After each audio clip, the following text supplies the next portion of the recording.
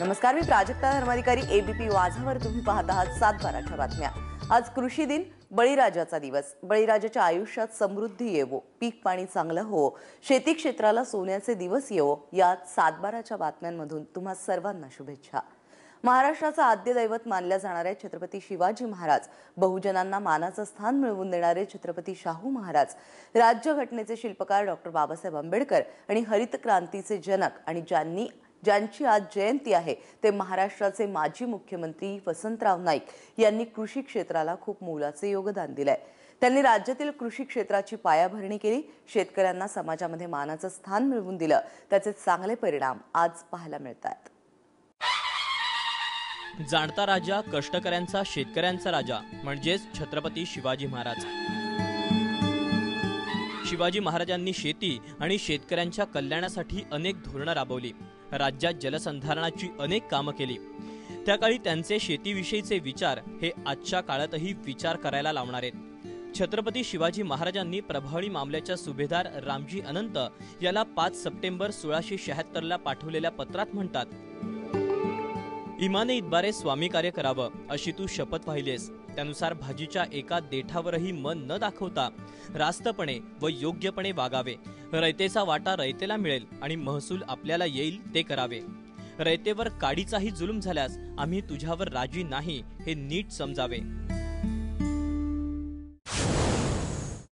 शिवाजी महाराजांनी जुन्या शेतीला बळ दिलं आणि नवी शेती वसवण्यासाठी मदत केली आणि त्याचे स्पष्ट भाषेमध्ये त्यांनी आदेश दिले आहेत की ते म्हणले, जिथे गावामध्ये जा, जे कुणबी काम करण्यास सक्षम आहेत असे लोक निवडा, त्याला दाना गोटा, बैल बारदाना आणि अवजार सुद्धा सरकारातून मोफत द्या आणि 4-5 वर्ष शेती वहिती झाल्यानंतर फक्त मुद्दल त्याच्या सोसेल अशा पद्धतीने वसूल करून घ्या।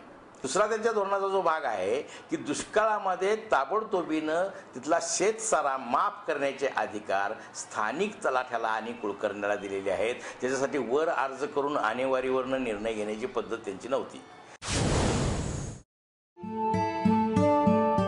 याच पत्रात ते पुढे म्हणतात, ज्या गावी जातील तेथील सर्व कुणबी गोळा करावे। बैल, नांगर आणि पोटाकरता धान्य नसल्यामुळे जो अडून निकामी झाला असेल त्याला 2-4 बैलांकरता रोकड हाती देऊन आणि पोटाकरता 2-4 खंडी धान्य द्यावे। त्यानेच शेती करवेल ते करून घ्यावे। नंतर बैलाचे व धान्याची रोकड वाडीदिडी न करता फक्त मुद्दलच हळूहळू त्याच्या ऐपतीप्रमाणे वसूल करावी। छत्रपतींच्या अशा अनेक पत्रातून त्यांचे शेती आणि शेतकऱ्यांविषयीचे विचार स्पष्ट दिसतात। त्यामुळे समर्थ रामदासांनी छत्रपती शिवाजी महाराजांसाठी वापरलेली जाणता राजा ही उपाधी किती सार्थ आहे याचा प्रत्यय येतो। छत्रपती शाहू महाराजांनीही शिवाजी महाराजांच्या पावलावर पाऊल ठेवत शेतकरी कल्याणाचा वसा घेतला। शाहू महाराजांनी करवीर संस्थानात राबवलेलं कृषी धोरण हे आजच्या सरकारला देखील पथदर्शी असचे। शाहू महाराज गादीवर आले आणि त्याच काळी राज्यात दुष्काळ पडला। याच दुष्काळाचा त्यांनी संधी म्हणून वापर केला। संस्थानातील पाण्याचे स्रोत शोधले, त्यांना पुनरुज्जीवन दिलं। पाण्याचा प्रश्न सोडवण्यासाठी राधानगरी धरण बांधलं, 23 तलाव बांधले, शेतीत नवनवीन प्रयोग केले, पन्हाळा भुदरगड परिसरात चहा कॉफीचे मळे लावले। संस्थानातील मुलांना शेतीचं उत्तम शिक्षण मिळावं यासाठी शेतीशाळाही सुरू केली। एवढंच काय तर पोलादी नांगर बनवण्यासाठी संस्थानातील तोफाही वितळवल्या। त्यावेळच्या ब्रिटिशांनी काय केलं की सगळ्या भारतभरातल्या ज्या तोफा आहेत ते लोखंडाचा पुरवठा कमी पडतोय म्हणल्यानंतर जहाजं भरून हे सगळं परदेशात नेलं। कशासाठी? तर तोफा परत त्याच्यातनं शस्त्र बनवायसाठी म्हणून।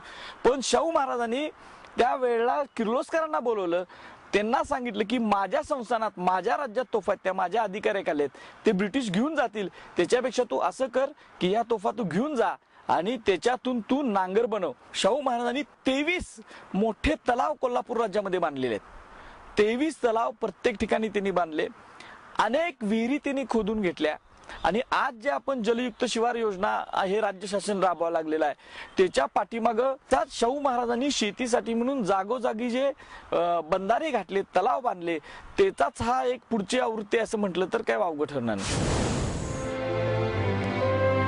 शाहू महाराजांप्रमाणे भारतीय राज्यघटनेचे शिल्पकार डॉक्टर बाबासाहेब आंबेडकरांचे विचारही पथदर्शी आहेत। जलसंधारणाचं महत्त्व ओळखून दामोदर व्हॅली सहित अनेक धरणांचं काम अवघ्या 4 वर्षात पूर्णत्वास नेलं.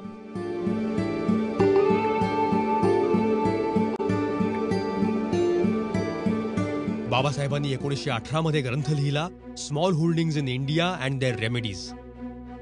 त्यात त्यांनी आपल्या आर्थिक विकासाचा सिद्धांत मांडला होता, ज्यात त्यांनी मुख्यत्वे शेतीच्या आणि शेतकऱ्यांच्या प्रश्नावर चिंतन केलं. बाबासाहेबांना इथंही भविष्याच्या हाका ऐकू येतात. भांडवली अर्थव्यवस्थेकडे जगाची पडणारी पावलं त्यांना दिसतात. म्हणून शेतीच्या उत्पादकतेचा संबंध ते भांडवली गुंतवणुकीशी जोडतात. त्यासाठी औद्योगिकीकरणाची गरज मांडतात.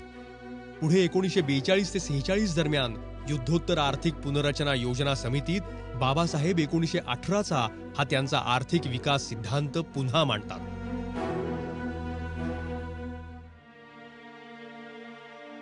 शेती हा आजचा मुख्य व्यवसाय आहे आणि तो दीर्घकाळ सुरू राहणार.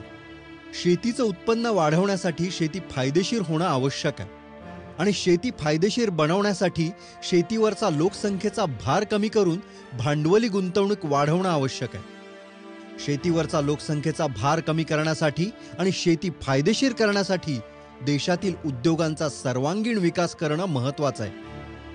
वाढत्या औद्योगिकरणामधूनच शेती आणि उद्योगांचा समतोल विकास होईल. शेतीवरच्या लोकसंख्येचा भार कमी झाल्यामुळं जमिनीचा आकार वाढेल, त्यातून दरडोई उत्पन्न वाढेल, बचत वाढेल, गुंतवणूक वाढेल आणि शेवटी ग्रामीण भागात दरडोई उत्पन्न वाढेल.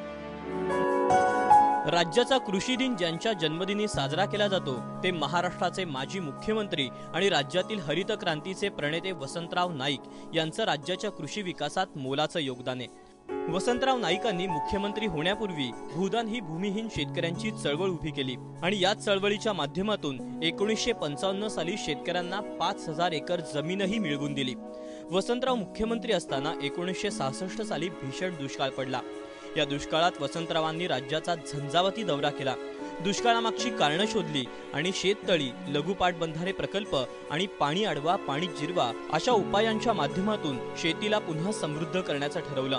1972 ते 1975च्या कालखंडात देशात हरित क्रांतीचे वारे वाहत होते. याच काळात महाराष्ट्रात हरित क्रांतीची बीज वसंतरावांनीच रोवली.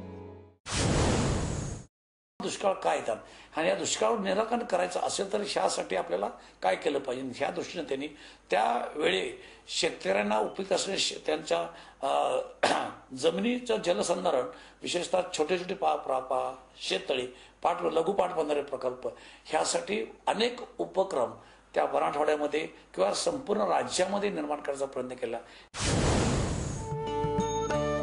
छत्रपती शिवाजी महाराजांपासून ते वसंतरावांपर्यंत सगळ्यांनी कृषी क्षेत्राला मोठं योगदान दिलं. त्यांचे विचार, कार्य आजही आपल्याला मार्गदर्शक अशीच आहेत. ब्युरो रिपोर्ट, एबीपी माझा.